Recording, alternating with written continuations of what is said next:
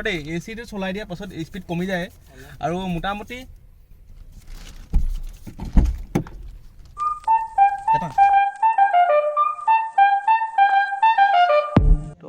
নমস্কাৰ গাইজ, স্বাগতম জনাইছোঁ মোৰ ইউটিউব চেনেললৈ। আজি লৈ আহিছোঁ এটা ৰিভিউ ভিডিঅ' হৈছে আমাৰ নতুন কাৰখনৰ ওপৰত। কাৰখনৰ যিহেতু 2000 কিলোমিটাৰ চলি গ'ল আৰু 2000 কিলোমিটাৰ পাছত মই ৰিভিউ এটা আনিম বুলি ভাবিছিলোঁ আৰু কেনেকুৱা এক্সপিৰিয়েঞ্চ হ'ল কাৰখন চলাই 2000 কিলোমিটাৰ আৰু কি ইয়াৰ ভাল পইণ্ট আৰু কি বেয়া পইণ্ট আজি এই ভিডিঅ'টোত আলোচনা কৰিম। তেন্তে ভিডিঅ'টো ষ্টাৰ্ট কৰোঁ ব'লক।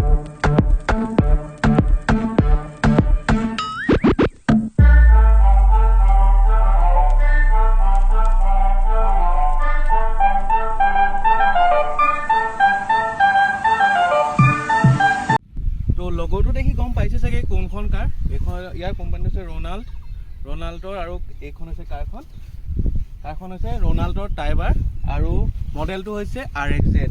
তো এতিয়া ইয়াৰ ডিটেইলছত যাওঁ, কি আছে কি নাই আৰু নতুন এনেকুৱা টপ মডেলটো কিনি পিনি কেনেকুৱা কৰিলোঁ। আৰু এখন RXZ হৈছে টপ মডেল আৰু ইয়াত বহুতকেইটা ভেৰিয়েণ্ট আছে, কিন্তু চবৰে কথা ক'ম বাৰু। কিন্তু বিশেষকৈ যিহেতু আমি এইখন কিনা হ'ল, চ' সেইকাৰণে এইখনৰ বিষয়ে এতিয়া ক'ম। আৰু 6 লাখ টকাৰ ভিতৰত ষ্টাৰ্ট হোৱা মষ্ট এফৰ্ডেবল 7 ছিটাৰ হয়।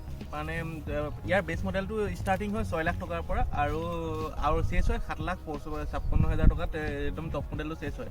আৰু ইনষ্টলমেণ্টৰ কথা এক্সট্ৰা থাকে বাৰু, সেইবোৰ আপোনালোকে ডিলাৰত গ'লে গম পাব। আমাৰ এইখন কাৰ হৈছে RXZ হৈছে টপ মডেল, ৰনাল্ড টাইবাৰৰ একেবাৰে টপ মডেল আৰু ইয়াৰ পৰিছে 7.56 লাখ আৰু ইনষ্টলমেণ্ট মিলাই মেলি 8 লাখৰ ওপৰত গৈছে। আৰু ইয়াৰ এতিয়া ফিচাৰ্ছবোৰ কওঁ আহক।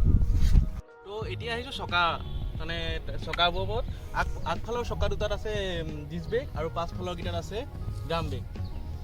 আৰু লাইটকেইটা হৈছে হেল'জেন লাইট আৰু ছাইডত প্ৰজেক্টৰ লাইট টাইপৰ দিছে বাৰু, ছাইডত জ্বলি থাকে আৰু হেল'জেন লাইটো দিছে আৰু এইডাল দিছে গ্ৰিলডাল। আৰু ইয়াৰ ইঞ্জিনটো হৈছে 1 litre petrol engine. 1 litre petrol engine, কিন্তু যেতিয়া অন পেপাৰ ৰেকৰ্ডবোৰৰ মতে ইঞ্জিনটো বহুত কম পাৱাৰফুল, কিন্তু মই চলাই পিনি ভালেই লাগিছে। ইমানো কম পাৱাৰফুল নহয় যে 8টা মানুহ ধুনীয়াকৈ উঠাব পাৰে। আৰু 130 আজিলৈকে উঠালোঁ স্পীড, আৰু 130-140লৈকে যাব পাৰিব খালি 8টা মানুহ উঠি পিনি। কথা পাতিম গাড়ীখনৰ ভিতৰৰ মানে ইণ্টেৰিয়ৰৰ ওপৰত। প্ৰথমে ড্ৰাইভাৰ চিটৰ পৰা ষ্টাৰ্ট কৰোঁ। ড্ৰাইভাৰ চিটটোৰ কথা ক'ম প্ৰথমত। যদি আপুনি চাপৰ মানুহৰ অলপ দিগদাৰ হ'ব, তাৰমানে এইটো দেখিবলৈ ইয়াতে অনলি বেলেগ গাড়ী চিডান চলোৱা বা বেলেগ গাড়ী চলোৱা এইটো অলপ তলত থাকে ন, এইটো ওখ, কিন্তু চাপৰ মানুহবোৰ অকণমান দিগদাৰ হ'ব যদি চাপৰ হয় আপুনি। আৰু বিশেষকৈ এইডালটো দেখিছে ষ্টিয়াৰিংডাল, এইটো কৰি এডজাষ্ট অলপ চলপ কৰিব পাৰি, কিন্তু এই কিছুমান গাড়ী অলপ বেছিকৈ কৰিব পাৰি, সেইটো অলপ নেগেটিভ পইণ্ট আছে।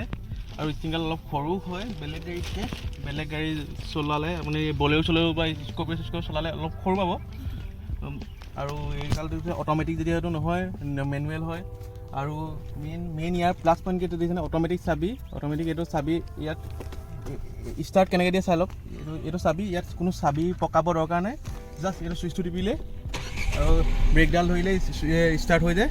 যিহেতু এখন টপ মডেল সেইকাৰণে এইটো পোৱা গৈছে LED ডিছপ্লে, ডিজিটেল মিটাৰ আৰু লগতে ডিজিটেল মিটাৰ থাকে ইখনতো পায়, মই সেইটো কথা নাজানো বিশেষকৈ, কিন্তু এই ডিজিটেল মিটাৰটো অলপ সৰু হয় বেলেগতকৈ, কিন্তু দেখিবলৈ বাহিৰৰ পৰা আপোনাৰ ডাঙৰ লাগে আৰু দেখিবলৈ ভালো হয় আৰু ডেছবৰ্ডখনো ধুনীয়া হয় দেখিবলৈ। আৰু ইয়াত এইটো দুটা বক্স, বস্তু পৰা দুফালৰ পৰা দিছে। বেলেগ কিছুমান গাড়ীতটো এটাই দেখা যায়, ইয়াত দুটা দিছে, সেইটো কাৰণে সুবিধা হৈছে। আৰু এইটো মাজত দিছে আপুনি AC, ইয়াত AC বস্তু ঠাণ্ডা কৰি থ'ব পাৰিব, গৰম কৰি থ'ব পাৰিব। আৰু বটল ৰাখিবলৈ কিবা দিছে, বটল ৰাখিবলৈ জেগা দিছে। আৰু এইফালেও জেগা মুঠতে বহুত আছে বস্তু থ'বলৈ। আৰু চাৰিওফালেতো AC আছেই। আৰু চাউণ্ড বক্সটোৰ কথা কওঁ, চাউণ্ড বক্সটো অলপ কোৱালিটিটো বেছি ভাল নালাগিল, কাৰণ বেছটো অলপ কম আছে। আৰু মোটামুটি গাড়ীখন ঠিকে আছে আৰু আমাৰ ফালৰ পৰা মধ্যবিত্ত ফেমিলিৰ ফালৰ পৰা চাবলৈ গ'লে। আৰু আপোনালোকৰ ঘৰত যদি মানুহ বেছি আছে আৰু গাড়ীও যদি অকণমান ডাঙৰ দৰকাৰ হয়, তেন্তে এখন গাড়ী ল'ব পাৰে একচুৱেলি ইমান কম দামত। যিহেতু আপুনি 6 লাখ টকাৰ পৰা ষ্টাৰ্ট হয়, আপোনালোকে নিজৰ চইচ মতে আপোনালোকে যাব পাৰে। টপ মডেল লয়, বেছ মডেল লয়, আপোনালোকে নিজৰ চইচ মতে যাব পাৰে। আৰু ACটোৰ কথা আহোঁ, ACটো ইয়াত অট'মেটিক ক্লাইমেট কণ্ট্ৰল AC নহয়, বেলেগ গাড়ীত যিহেতু আছে এখন এইটো নৰ্মেল AC আছে ইয়াত। আৰু ACটো মোটামুটি ঠিকে আছে। বাকী এতিয়া নেক্সট চিটলৈ যাওঁ। তো এতিয়া মাজলৈ আহি গ'লোঁ। মাজৰ চিটৰ কি ফিচাৰ্ছ আছে তাক ক'ম। ইয়াৰ প্ৰথমতে আপোনালোকে দেখুৱাইছোঁ লেগ ৰুমটো, দেখিছে নহয় কি ধুনীয়াকৈ আছে। মাজত বহুতো সুবিধা এনেকৈ তাৰমানে লেগ ৰুমটো বহুত আছে, স্পেচ বহুত আছে আৰু এইফালৰ পৰা চালেও স্পেচ বহুত আছে আৰু এইটো অলপ বেকা কৰি দিব পাৰি। এতিয়া বেকা কৰিয়ে থোৱা আছে, ইমানটোলৈকে বেকা কৰি দিব পাৰি আৰু ইমানটোলৈকে কৰি দিব পাৰি। মুঠতে লেগৰ মাজত গ'লে কমফৰ্ট আছে, কমফৰ্টেবল ফিল হয়। মিনি SUV আৰু ইয়াত আছে AC কণ্ট্ৰলকেইটা দুইফালে দুটা আছে আৰু পিছফালেও এইটো আছে।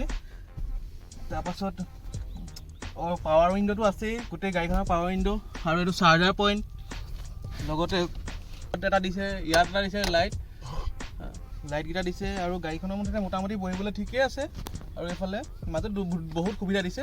আৰু এতিয়া নেক্সটলৈ যাওঁ। তো লাষ্ট পাৰ্টটো মানে লাষ্টৰ চিটকেইটাৰ কথা এতিয়া ক'ম। এইটো খুলিবলৈ হ'লে এইটো পকাই দিলে হ'ব। এইটো পিনি বহি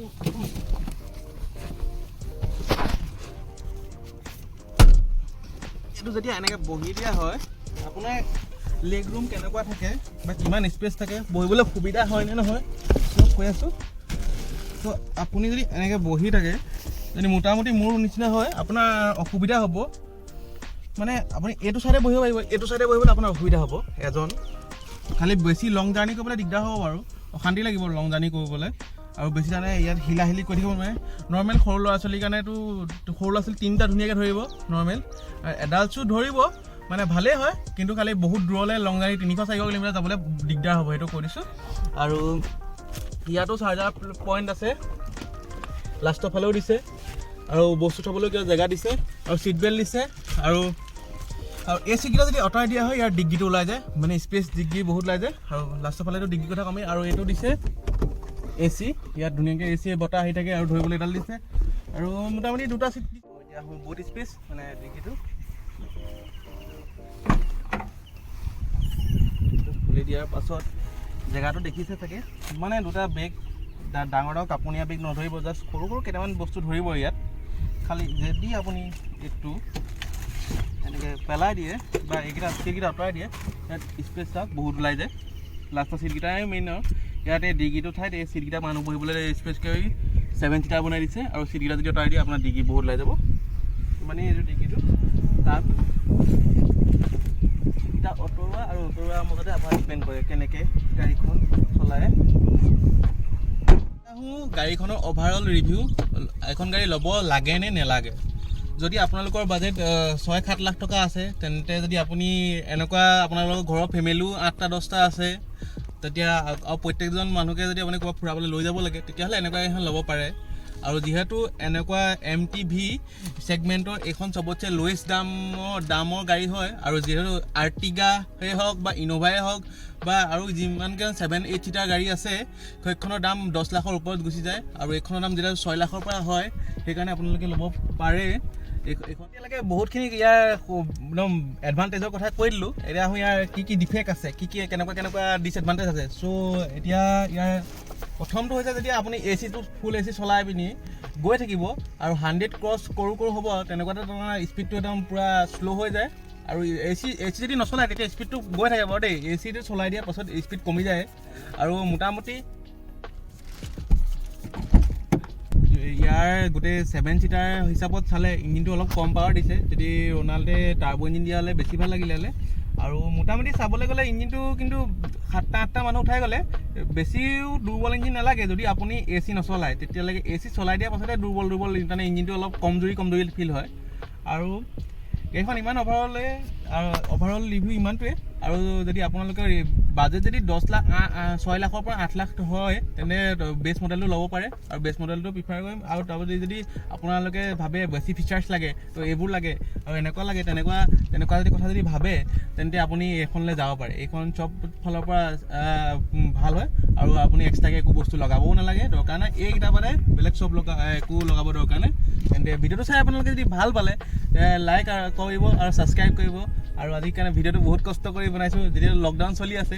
তো ধন্যবাদ। জয় অসম।